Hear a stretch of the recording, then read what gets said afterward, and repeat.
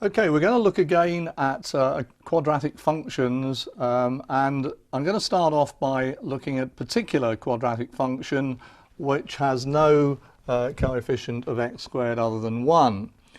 And I know that you're probably used to using ax squared plus bx plus c, but I think I'm emphasizing here that this is just a little bit different from that version, so I've decided to use k and h as my letters. Okay, so there's nothing special about it, it's just to make it a bit different. So the crucial thing about this is that there's really a 1 in front of the x squared. And I'm going to develop a technique which is called completing the square. So let's have a specific example then. X squared plus 4x plus 7.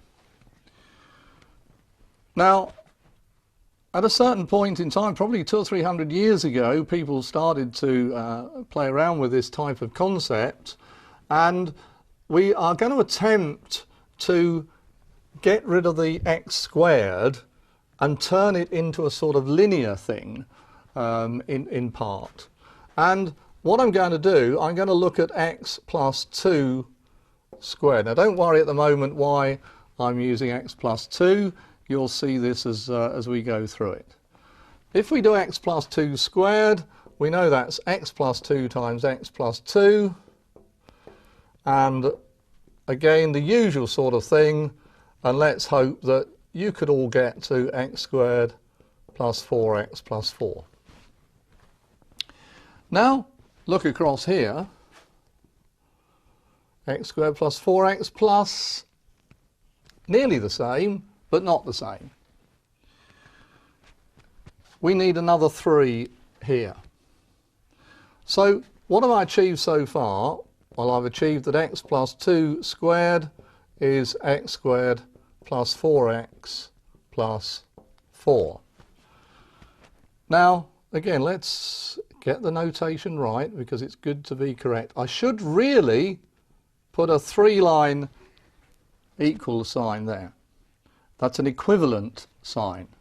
And the equivalent sign means that this side is exactly the same as the other side, but written out in a different way. If I now add to each side 3,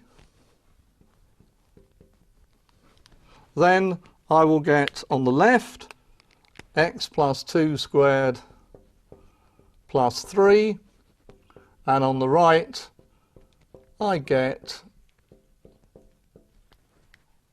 the 7, which of course is what I actually want. So I've started with this, which of course is an example of this type of thing here. And I've written it in a different way. And you'll notice that x no longer appears to be squared. Of course, it's a bit of a smoke and mirrors trick because it is going to be squared eventually because of that. But initially, it doesn't look as if it's been squared. Why did I choose 2? Well, I need to get 4x. And of course, the only way I get the x is when I'm doing this multiplied by that 2 and this multiplied by that 2. In other words, I do the same thing twice.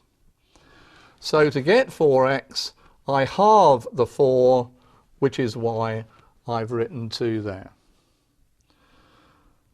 So once you learn what's going on here, it's a pretty simple trick to actually be able to do this process called completing the square.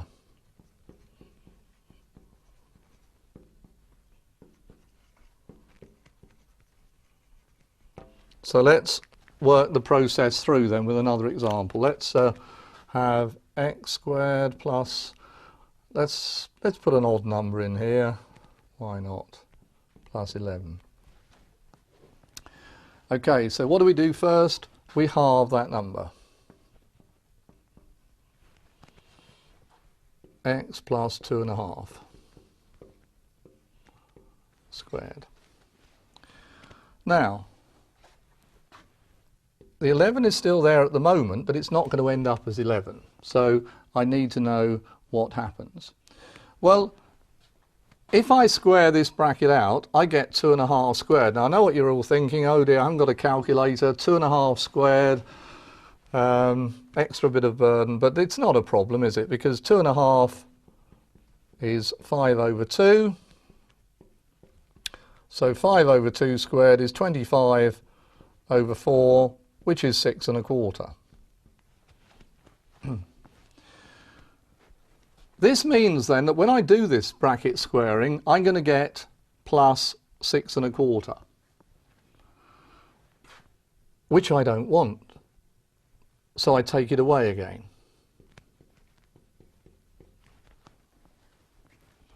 So let's just run through that again. We halve this number, 2.5, and we put it inside the bracket. We then, because we're squaring this bracket, we square 2.5. We use our knowledge of fractions to make it easier. So 5/2 squared is 25/4, which is 6.25. We don't want that there. Take it away.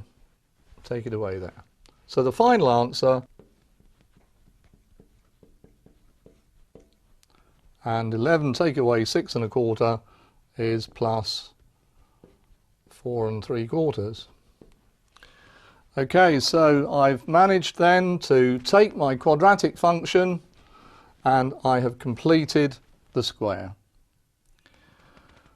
So as we progress through this topic, in the next lesson we'll look at some of the uses of this method, and when we've sorted that out in a further lesson, we'll then change. Remember, this is all about the coefficient of x squared being 1. So we'll then change it from being 1 into something else, and we'll look at the full completing the square method.